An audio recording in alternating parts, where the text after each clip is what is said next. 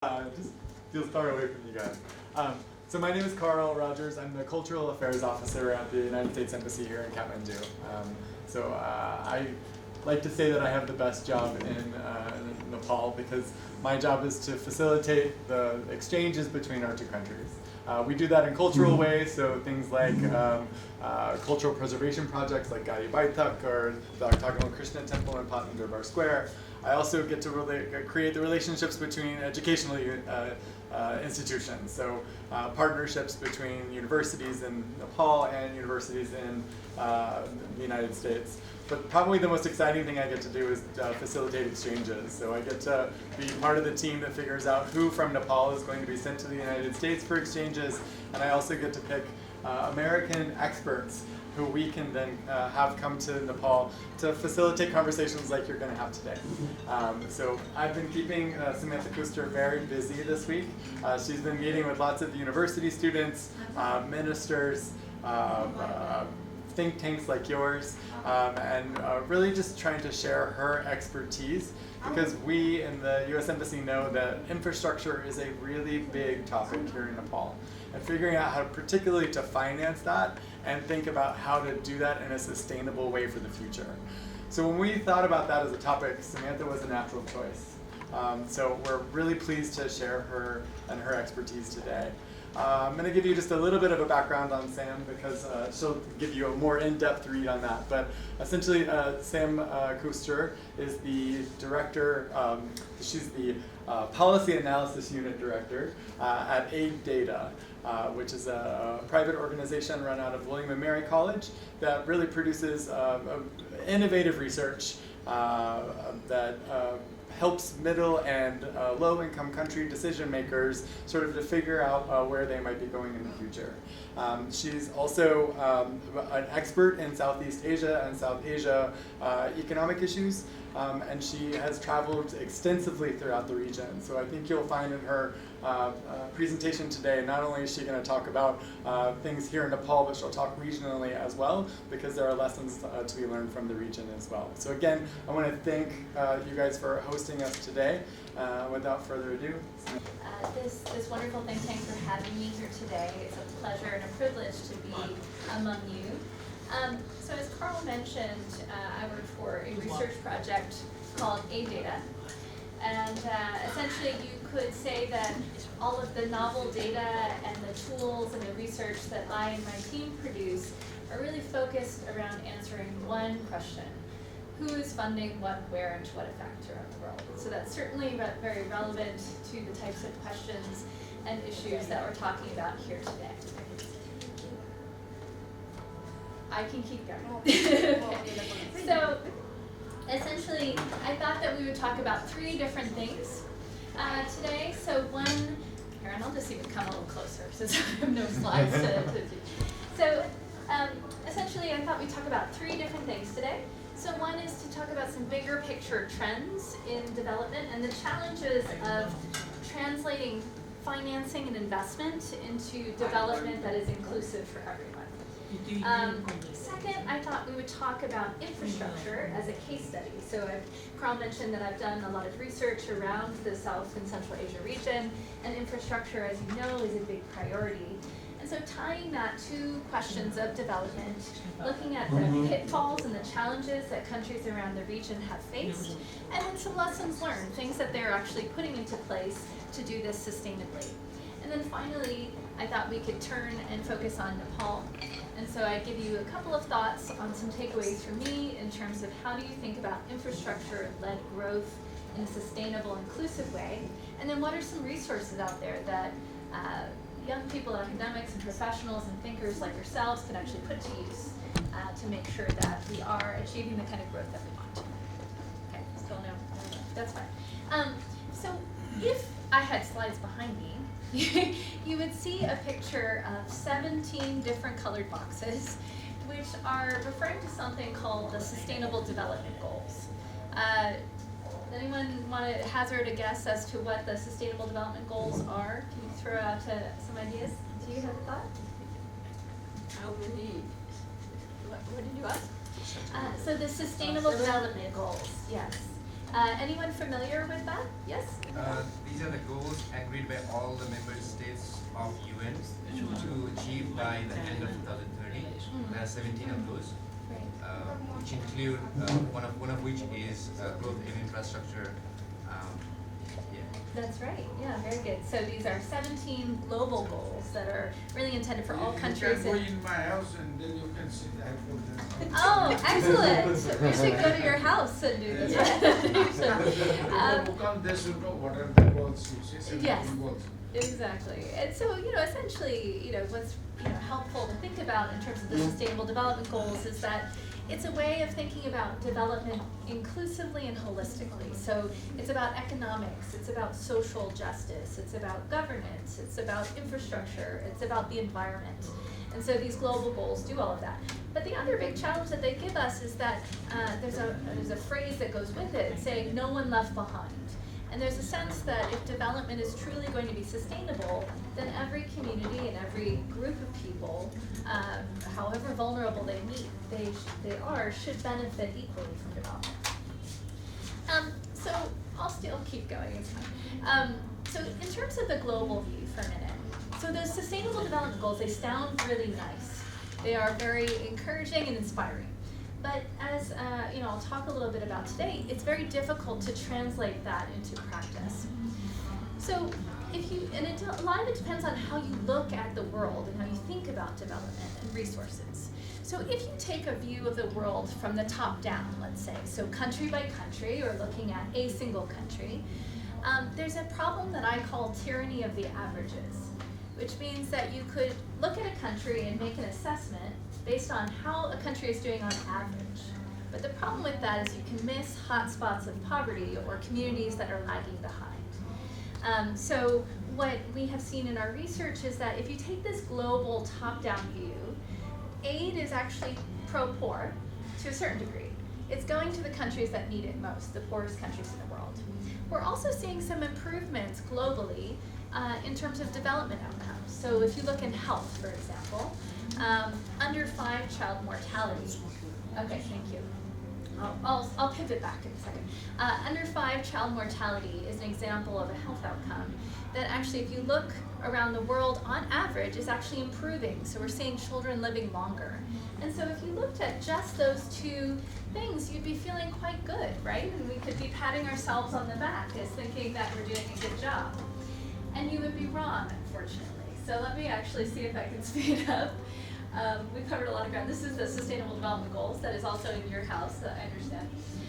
So this is the picture that I was trying to say before. So if you look at the world from a top-down perspective, on the left-hand side, that's basically saying money is going mostly to poor countries. The right-hand side is saying child mortality is decreasing. But what happens if you look at what's happening within countries? What we see is actually something different. So essentially what we find is that aid is not pro-poor at all.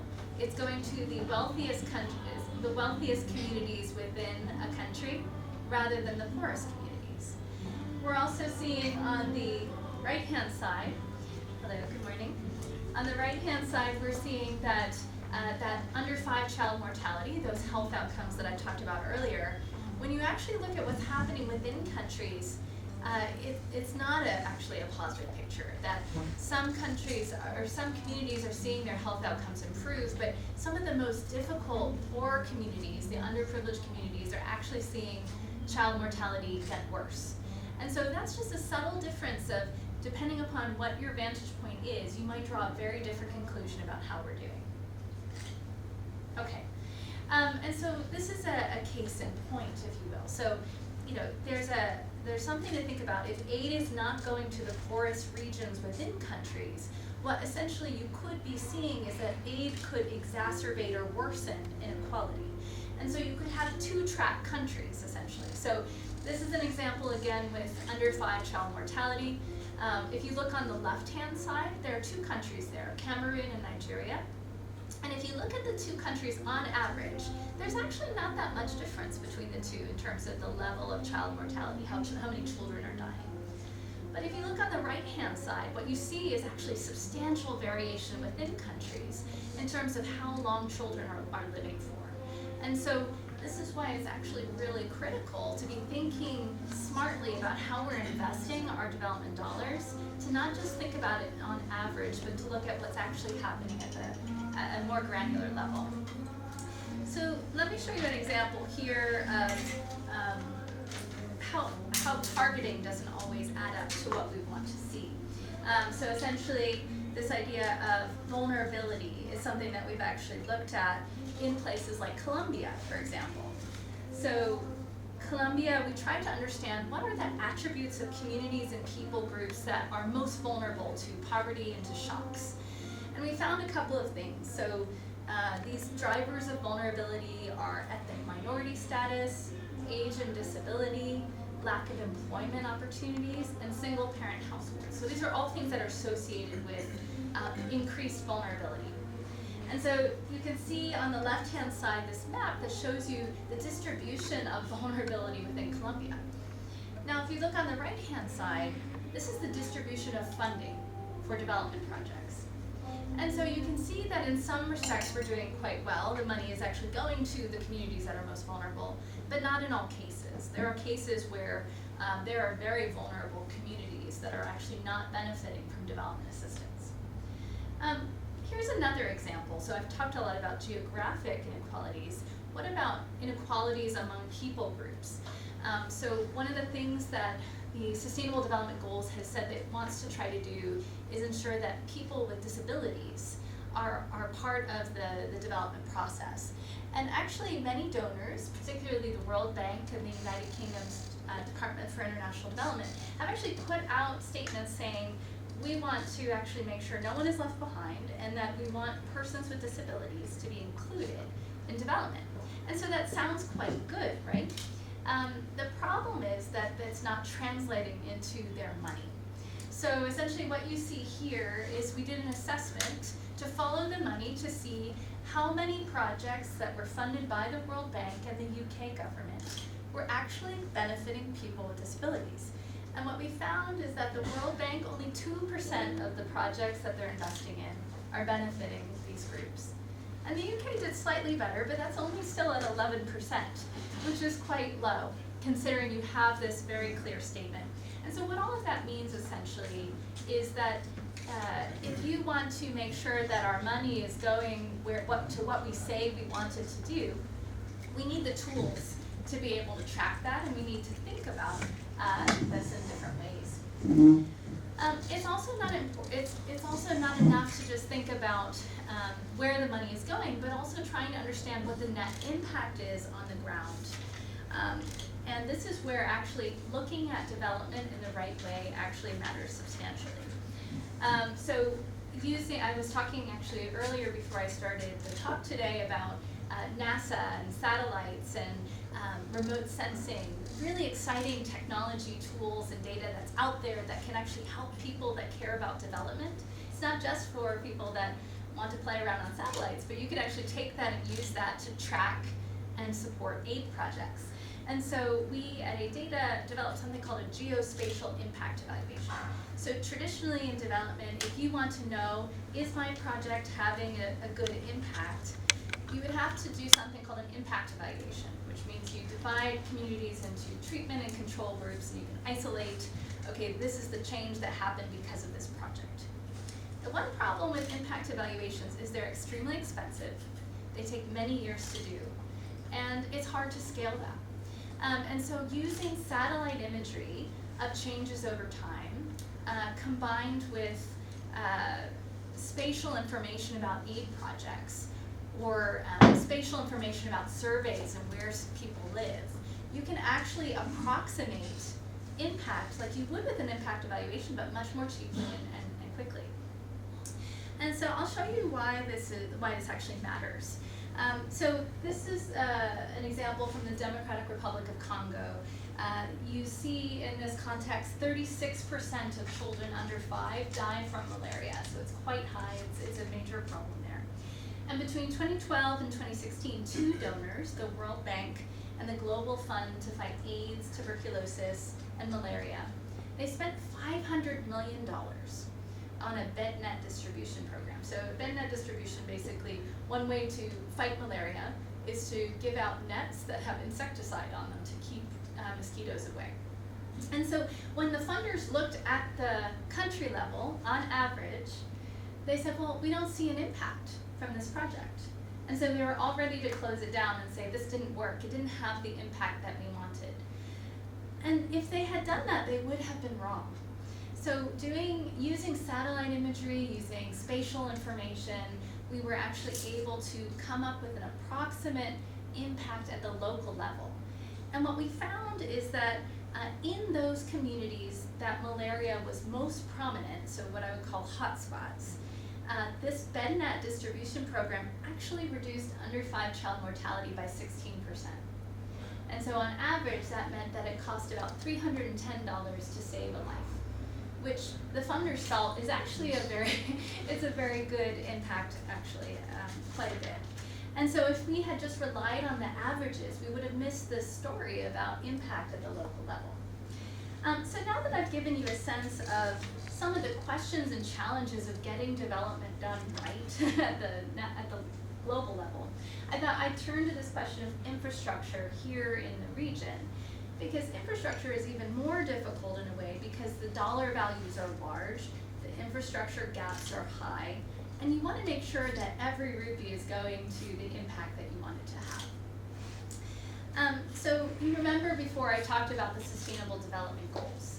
And I would say when you're thinking about connecting infrastructure to the goals, it's not just about building another building or a road or a power plant in isolation, but it's thinking about how infrastructure can do 3 things. So how can infrastructure improve people's access to basic services? So water and education and sanitation. How can infrastructure support economic growth that is inclusive of all communities, so that it's unlocking new jobs and innovation? And then also, how can infrastructure protect the environment through sustainable use of land, water, and natural resources? And just to be clear, when I talk about infrastructure, I'm talking about 2 things. One is physical infrastructure, so roads and rail and energy plants, but then also digital infrastructure, thinking about mobile phones and internet and television. And just to give you a sense, globally, there's a huge infrastructure gap. There's an estimate that we need $6 trillion US globally around the world to close the infrastructure gap.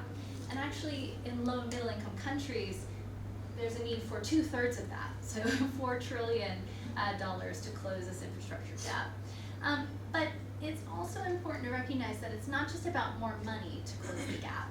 It's about money and governance hand in hand. So I'll give you an example of why.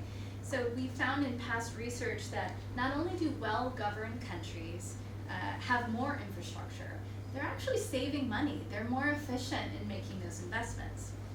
An example that I thought is really interesting is in the transportation sector. There's been research that's done that has looked at the fact that countries that improve governance in parallel with increasing spending on transportation achieve 6 times the economic growth impacts than if you only increase spending on infrastructure alone. And so it's about money, but it's also about governance. It might be hard to read from here, but I talked about the Sustainable Development Goals earlier on. I wanted to draw a very explicit connection to infrastructure here. So essentially, this chart shows the relationship between several SDGs and infrastructure. So clean water and sanitation, affordable and clean energy, industry, innovation and infrastructure, sustainable cities, and climate action. So it's not just one infrastructure goal. Infrastructure actually cuts across numerous goals. And unfortunately, what we see from this chart here is that Nepal and other countries in South Asia are lagging behind on a lot of these goals, primarily because of the infrastructure gap that we face.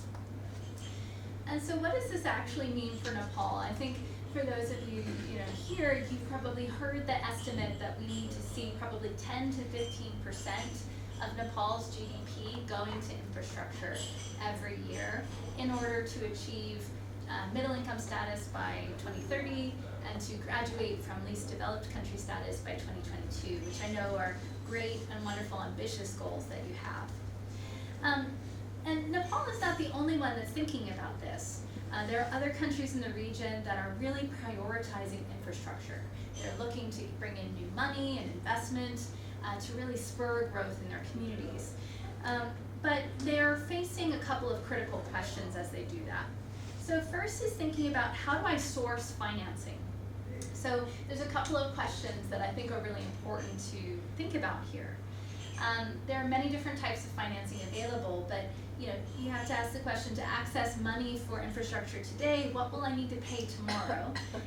And is it worth the cost? So different types of financing that's out there, different interest rates, repayment terms, these things that actually can add up very quickly and make an infrastructure project that sounds really good all of a sudden not be that effective at all. Another piece of the puzzle is, what do I need to promise in return for securing access to financing? So there's a couple of questions here. Collateral, so does the funder need a guarantee in case I default and I can't repay? So examples of this might be, I have a port and I need to turn it over if I default. Or it could be, I have a commodity like coffee or a precious metal that if I fail to repay this loan, I'm going to have to turn over. Conditionalities are another form that we need to think about. So does the funder require me to change my behavior in some way before I receive financing for infrastructure? So some international donors, for example, require countries to open up their economies or to enact corruption reforms. These sometimes can be quite good reforms to do, but there is a cost politically to do them. And then finally, leverage. So will I owe the funder something in return as a quid pro quo down the road after I receive the financing? So if I lend money to you today, I might come to you tomorrow and say, hey, remember I lent you that money, now I need your support for this thing that I care about. And so often this comes out in terms of support for various foreign policy positions that a country might have. It's hard to see the details here, but you'll notice some reds and some greens. And essentially what this means is that funders are not equally transparent and accessible with making the details of their investments publicly available to citizens and to governments that are their partners. And so traditionally you have donors like the international finance institutions like the World Bank and the regional development banks, Germany and France, for example, that tend to be more transparent, which is useful because then you can follow the money and track and see how they're doing. Some of the emerging donors, like Saudi Arabia and China, tend to be less transparent, and so it just makes it more difficult to follow the money. And those are things to think about. Fortunately, there are a group of 20 of the largest economies that have come together to identify good principles and practices for not only financing more infrastructure, but ensuring that those are quality infrastructure investments, that they're really going to generate the social returns that we want to see. And so just briefly, those 6 principles are as follows. So one is maximizing environmental, economic, and social impacts from infrastructure projects. So it's not enough that the people serve the building, but the building needs to serve the people. The second thing is ensuring value for money and affordability over the entire life cycle of infrastructure. So if it's a road or it's a power plant, it's a railway, you have to think about not only, okay, I'm going to spend $5 million today to build this thing, but how long is it going to cost me in the long term to maintain it? Because that asset is only going to achieve the type of growth we want if we can sustain it over time. We also need to think about designing infrastructure in a way to minimize what I would call public bads. So essentially pollution from an energy plant or displacement of people from a road project, really factoring that into the equation.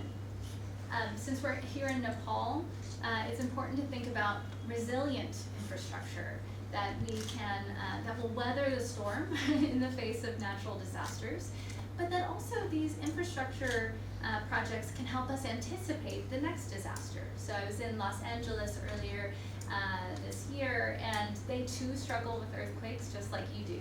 And when they're thinking about building a new bridge or a new road, they're thinking about not only will this survive, can I build it well, but also thinking about, can we put sensors on some of these infrastructure projects that will actually help us monitor changes in the atmosphere that will help us anticipate the next earthquake so that we can react. So I thought that was a really interesting example. Ensuring no one is left behind is a critical theme, so which groups and communities are going to benefit from infrastructure. And then how do we strengthen institutions to ensure that we govern infrastructure projects well. As countries in the region are starting to deal with this, they're finding a couple of pitfalls that they need to overcome. The first is backdoor negotiations and corruption. So big infrastructure projects, they're very expensive. They often involve firms that are being hired to work on infrastructure projects, to build a road or to build a power plant. And often these negotiations are happening behind closed doors. And so that creates opportunities for corruption where you can choose a firm on the basis of what kickback you will get. And unfortunately, in places like Bangladesh and Sri Lanka and the Maldives that have seen this happen, this has led to overpriced projects, a lot of delays in projects, and a corruption tax on projects.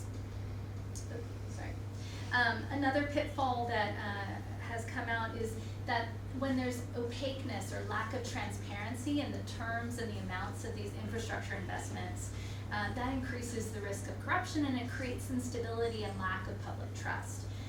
So there's been a lot of political transitions in the region recently, and a lot of it has been frustration among the public about corruption, and corruption tied to external financing of infrastructure projects specifically.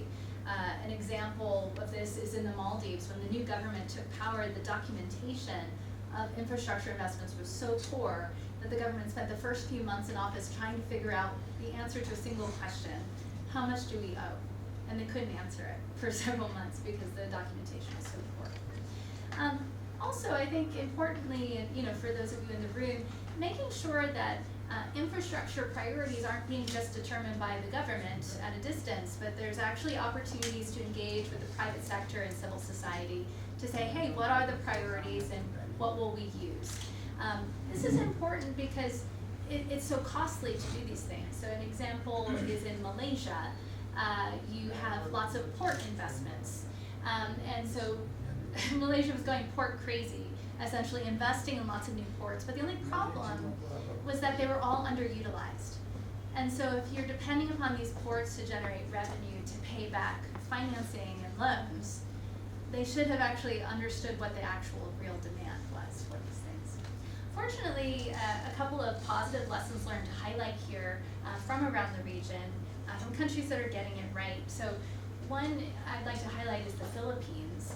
So they, for many years, have had a big infrastructure push to close their infrastructure gap.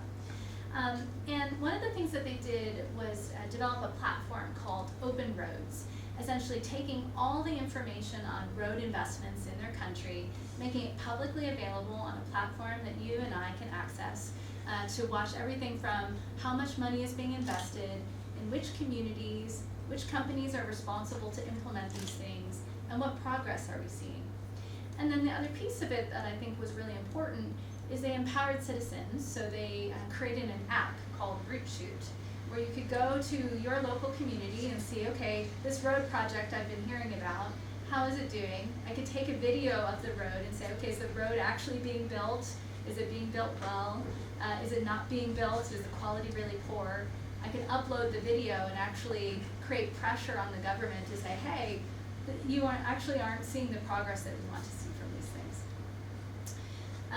I think, if you are in academia or in media, it's also important to think about how you can be part of the solution in terms of following the money and tracking progress on these infrastructure projects. Okay. I wanted to kind of have this last section before we go into our discussion focus a little bit on the situation here in Nepal, and then also what are some tools that you can use or your colleagues can use to help follow the money and count the cost of these infrastructure projects. So if I were to summarize a couple of key takeaways for me from kind of what we're learning from other countries, the first thing that Nepal needs to get right is thinking about fair and open competition for infrastructure projects. So when procurement systems, so who gets chosen to exercise or execute these projects, is clear and transparent, that reduces the costs and it increases accountability. But often that's not the case. So I think that's one piece that's really important to get right.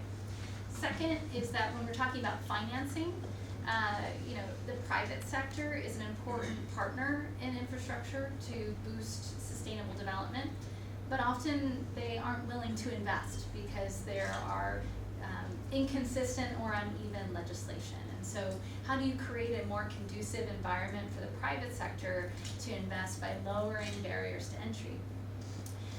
Third is transparent financing and progress. So I talked a lot about just opening up the process to see how much money is being spent, where is it going, is it generating the desired results, and kind of opening up to that's the public. And working with local communities to identify the priorities that they want for infrastructure that serves their needs, and monitoring impact.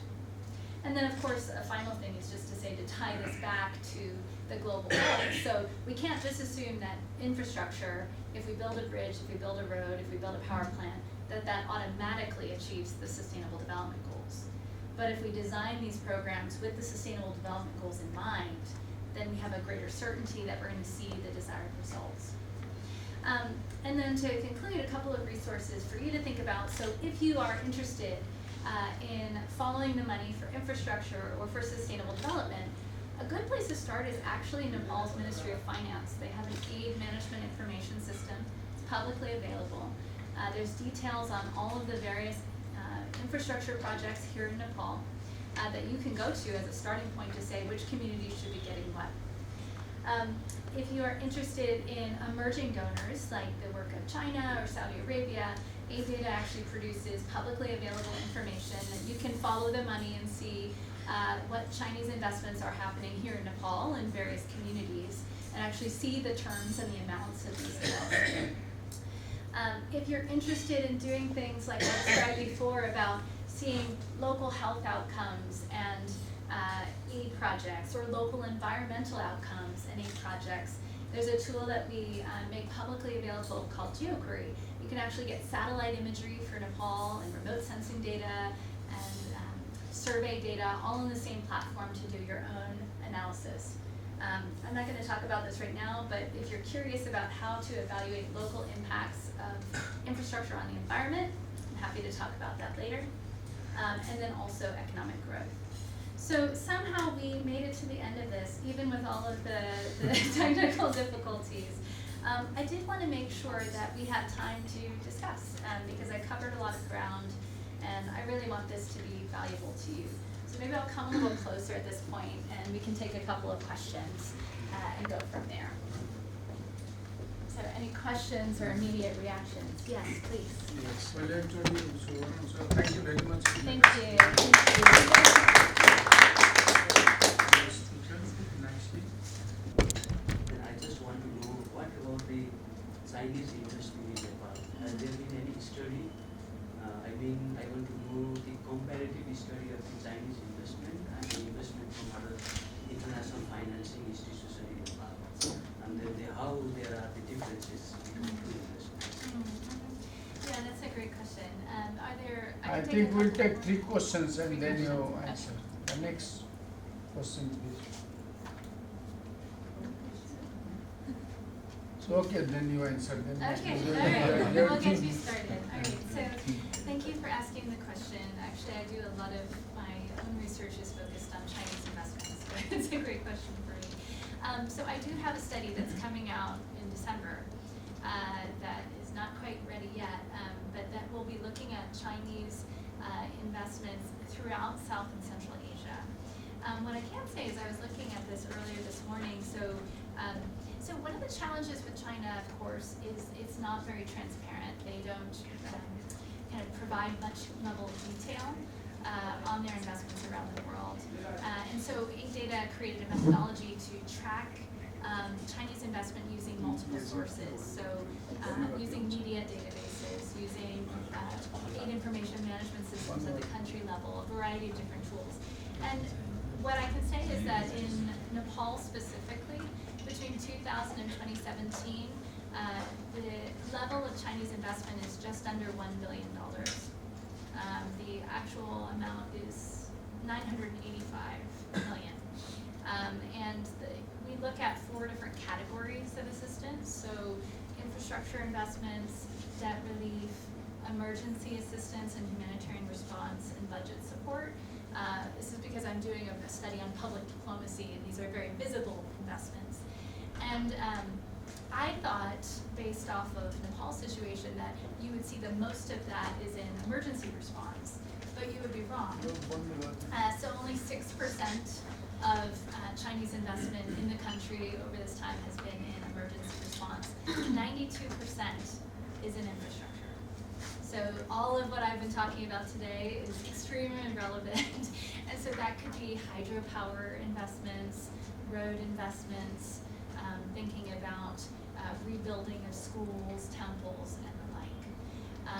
And what I have observed about Chinese investment historically, and this is kind of looking more broadly across the region, is that it is primarily infrastructure. So typically most countries in the region range between 90 to 99% of the investments are in infrastructure across the board. So actually Nepal has a little bit more on the emergency side, probably because of the earthquake. And you asked about differences between other funders. So I haven't done like a systematic comparative analysis looking at all funders. What I can say are a couple of trends. So one of the reasons why China is a big important investor in infrastructure here in South and Central Asia is because of the sheer volume of funding. So often countries are looking at China as providing big dollars for infrastructure compared to the World Bank or the Asian Development Bank, where they have much smaller amounts of money. Another common differentiation is that Chinese infrastructure investments or Chinese money is seen as relatively quick to be dispersed because it doesn't actually have to go through the same level of detail about thinking about the social, the environmental, the governance aspects. And so it's faster, but there's also greater risks involved that you'll have an infrastructure project that actually creates some of the public bads that I mentioned. So you're kind of weighing trade-offs of speed versus quality.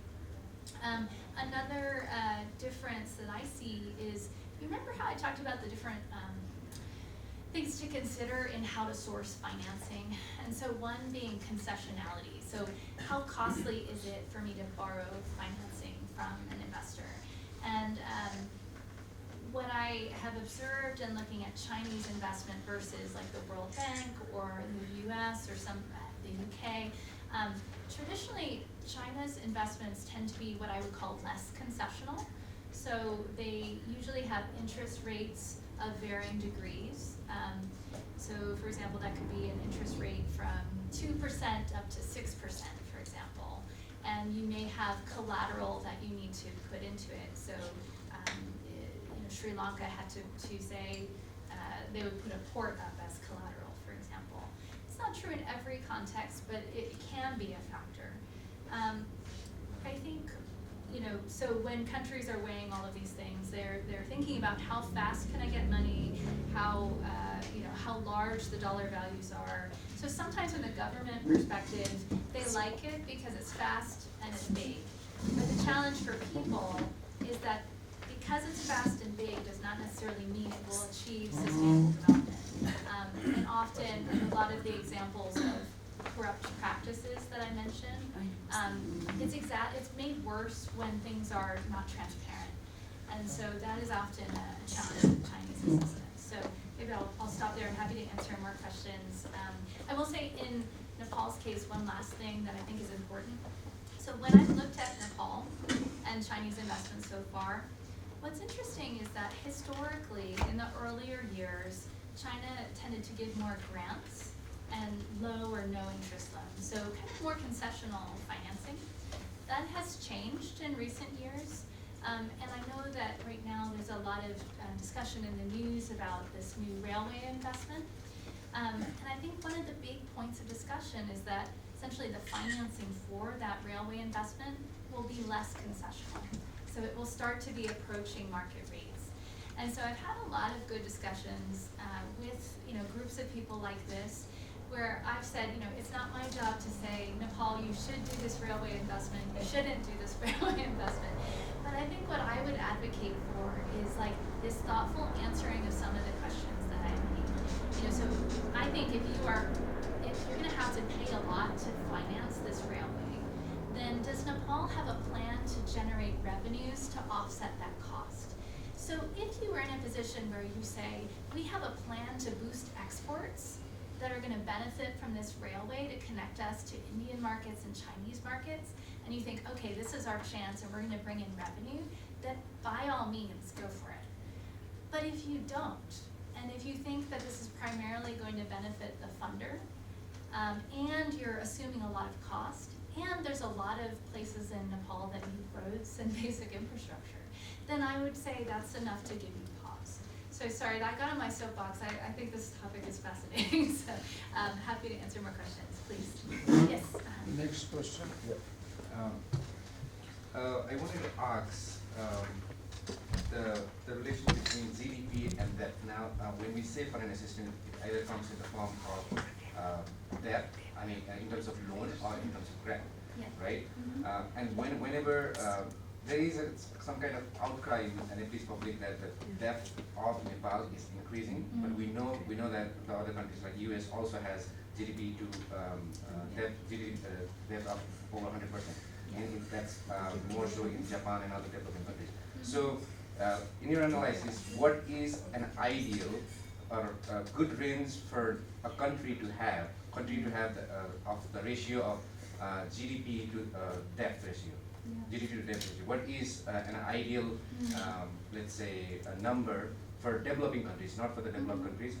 Before, we realized we don't realize. I mean, we could be another Greece. Like they loan a lot of money and then it could not give them the kind of benefit that they were trying to achieve. So for us, what is how much can we borrow until the borrowed money crumbles us on its own way? That's a great question.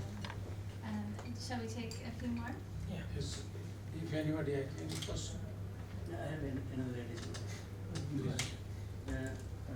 I just want to know that but for the countries in South Asia and Central Asia, there are no alternatives to them to accept or to bring Chinese investment due to a couple of reasons.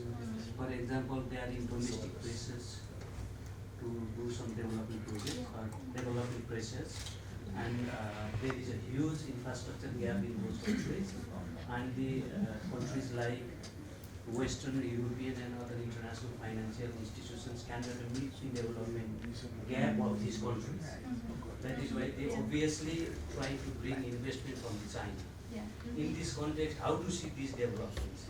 Though you figure out some risks, there are problems with Chinese investment, but what I see is that due to these reasons, those in the days to come, there will be more Chinese investing in those countries. Yeah. Then how do you see this development? That's a great question. Okay, so both are great questions. Maybe I'll start with those two, and then if there are others. So ideal debt to GDP, that's a tough question because it's dangerous to make a quote, so don't quote me on this. But I mean, typically, if countries are in the less than 40% debt to GDP, that's usually considered to be modest and sustainable. Now, of course, it may vary depending upon the country, and a lot of it is around how accurate are your estimates.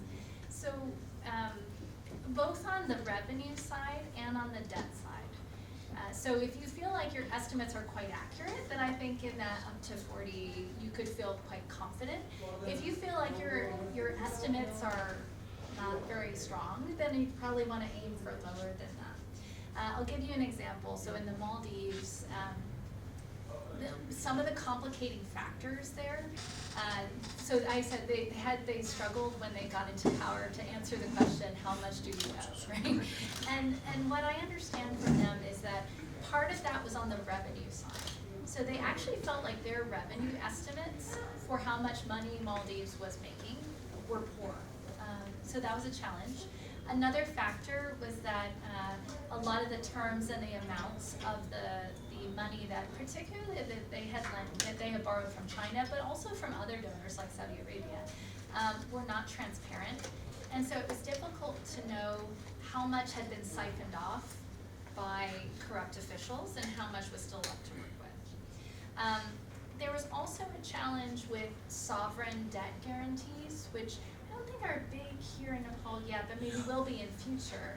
So essentially, for those, some of you are like nodding and you're tracking with this, for those that aren't, so there's two different types of debt. There's like, if I'm the Ministry of Finance of Nepal, and I say I want to borrow money for my public sector infrastructure projects, then that's public debt. So the government borrowed and the government is due to repay.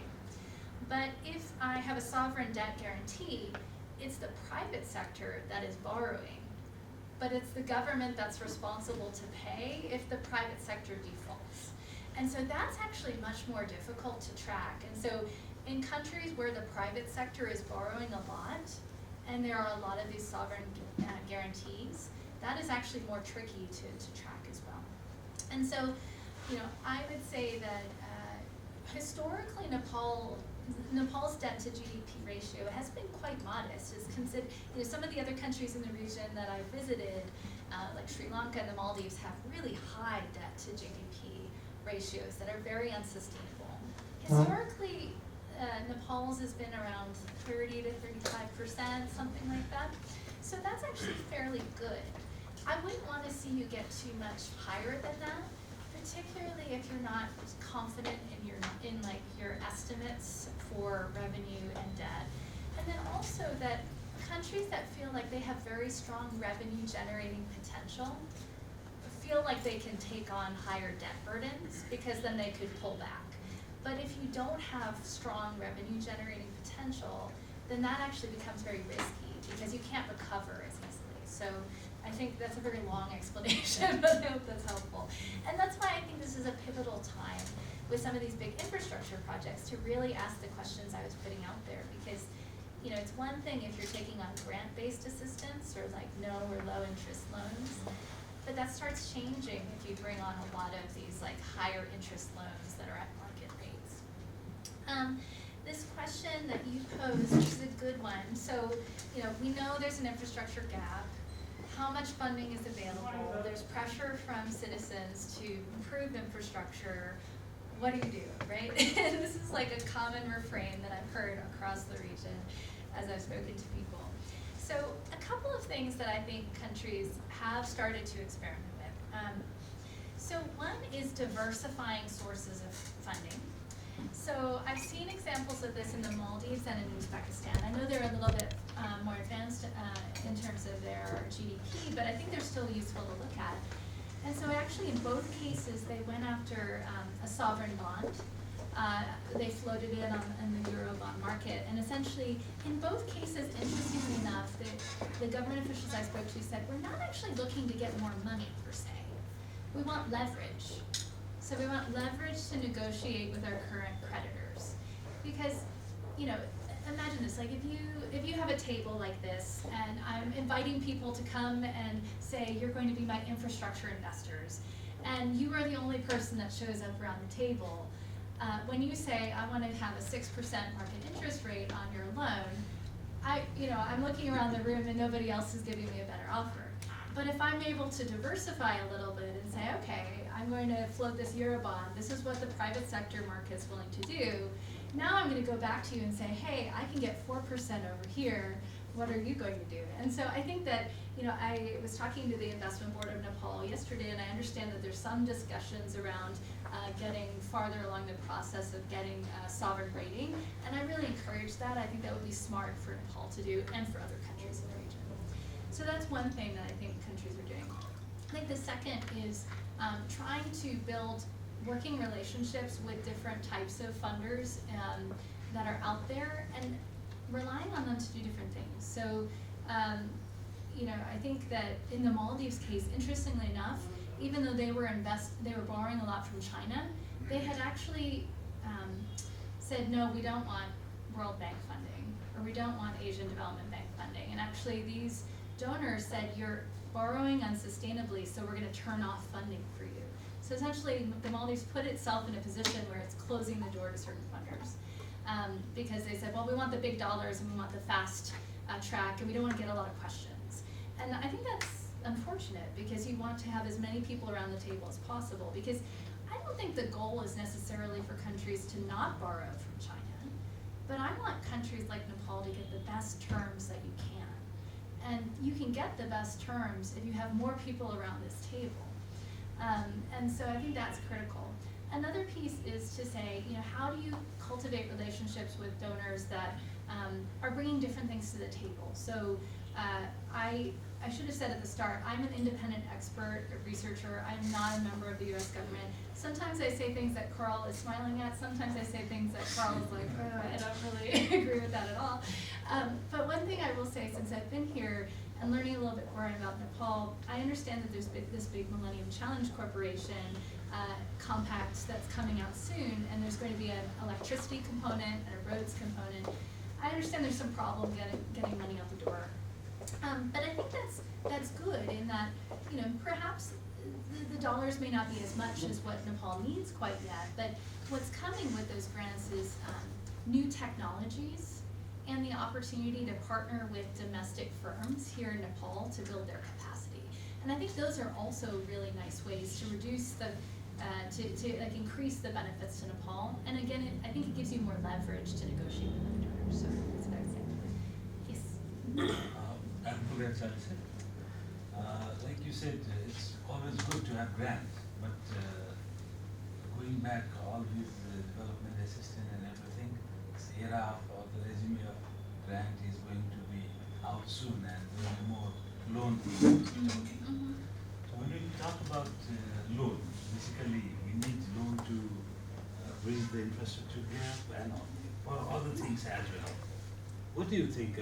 Is it better to borrow from bilateral partners like America or China or India, or multilateral partners, World Bank, ADBs, IMFs? What do you think? Which is better according to your study for a country like Nepal?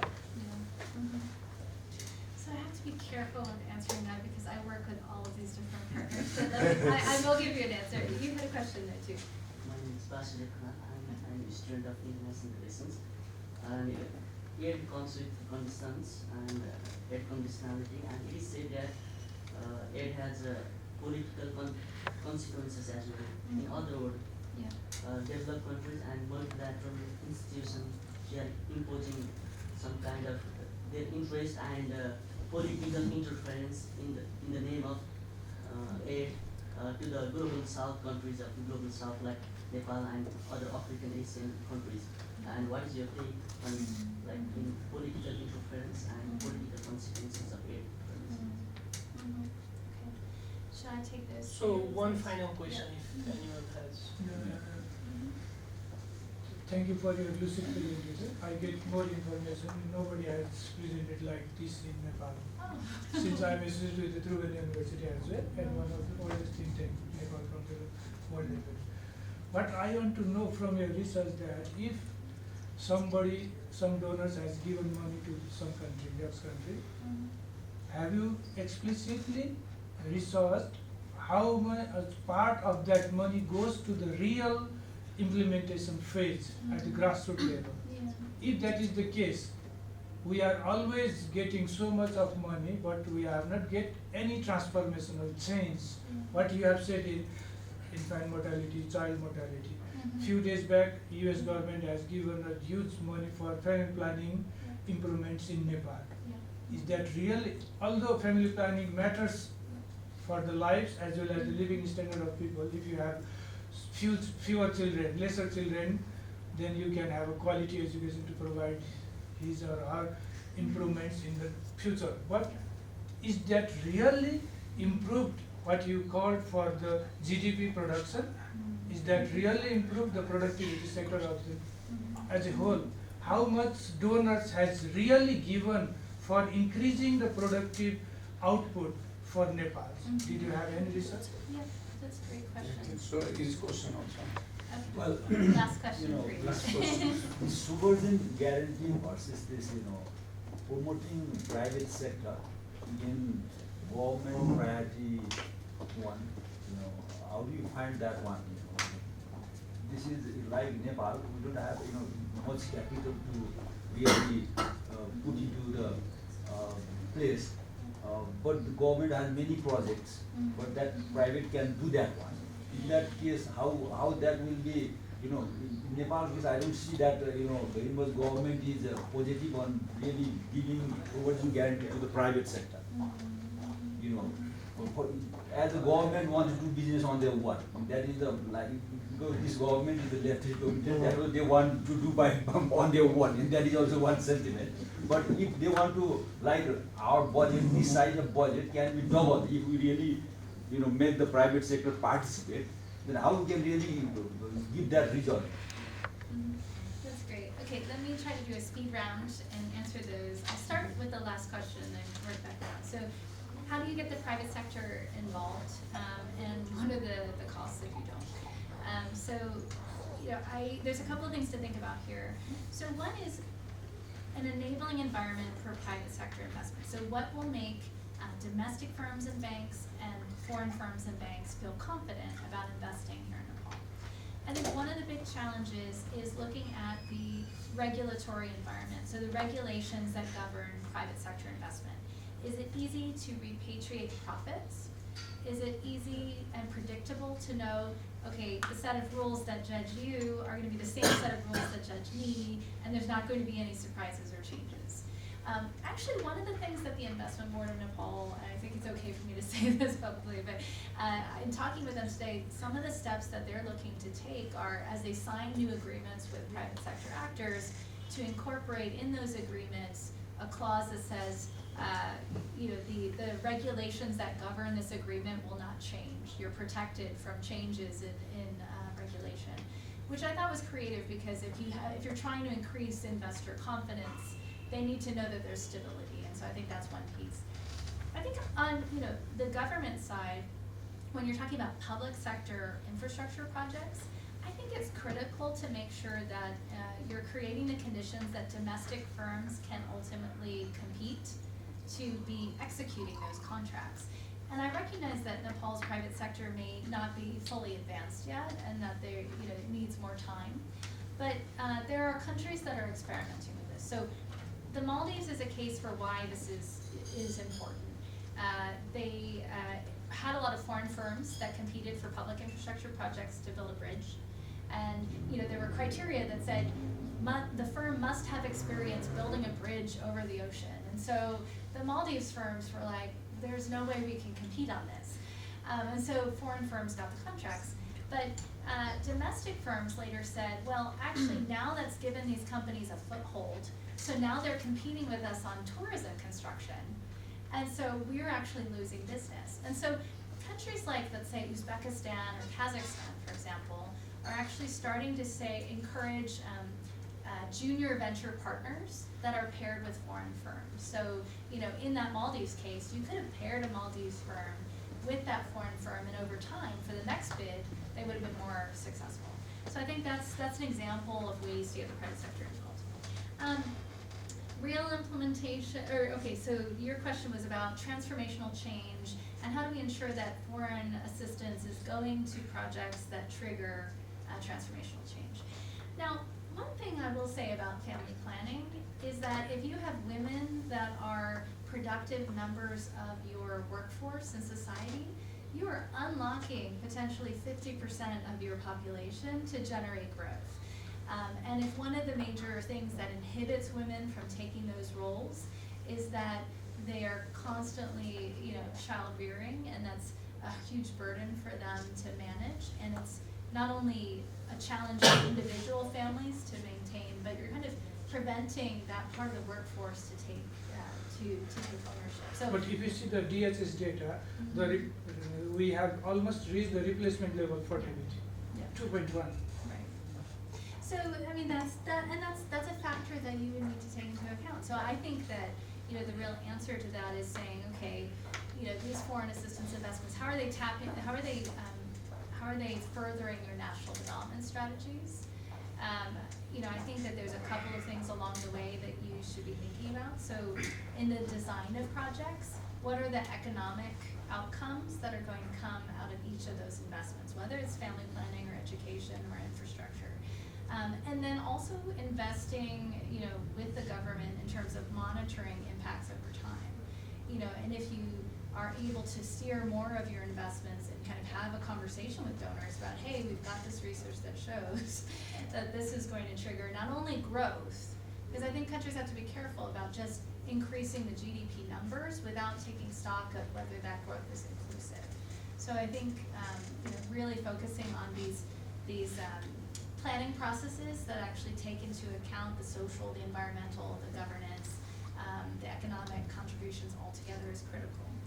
Sam, I know you could do this all day. I know. But I'm giving you a Okay. 2-minute warning. 2-minute warning. Okay, fast track. Let's see.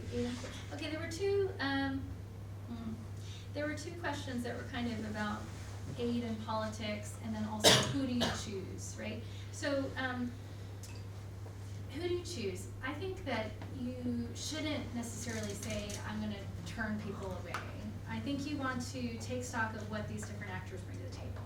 So when it comes to infrastructure, multilateral actors, they are not going to be the big dollar providers. They won't provide a lot of money. But what they do have a lot of is technical assistance. Like really good advice. They're tapped into the latest technologies to help you save money on those infrastructure investments in the long term. They also have really good processes for assessing social, environmental risks, and really sound processes that you can learn from. So that's what I think about multilaterals. Bilaterals, I think it's a mix. I think that bilateral actors often have larger dollars. I think that sometimes those dollars will come with either conditionalities or leverage. Sometimes those things are good, sometimes those things are not. And so I think that when you're looking at bilaterals, think about what am I being asked to do, and does it align with what I think is best for Nepal? And if the answer is yes, then go for it. If the answer is no, then shy away. But try to play them off of each other. And then finally, aid and politics, I think I answered that in the question I just mentioned, that every funder, and this is true whether it's bilateral or multilateral, they have their own objectives. They have things they're trying to achieve. And when they align with you, then that's great. And when they don't align with you, they don't. And I think what I would say for Nepal is, be thinking about how to increase your leverage and your negotiation. Try to hold donors accountable for results.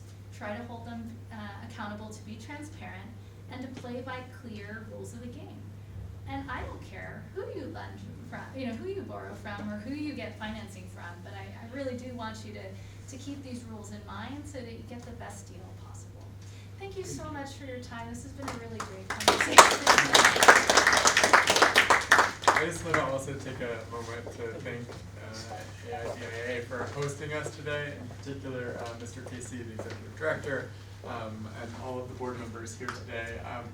As I said at the beginning, it's a privilege to be able to facilitate these conversations between leaders in Nepal and experts from the United States. So, we look forward to future partnerships as well. Yeah, thank you, Mr. Khan, for bringing Sam to Nepal, and it's really a great pleasure for us, to have her on our AIGI, and it's a very good engagement with her, and we. I think our friends from various sectors, they able to understand many things from her, and we'll be happy to engage in communities as well. And it's a very good beginning, and we must express our utmost thanks to you and this and for you as well. And we'll be happy that we'll be also coming in communities as well. So thank you. And before going to you, we want to present you a token of love. Thank you. For you.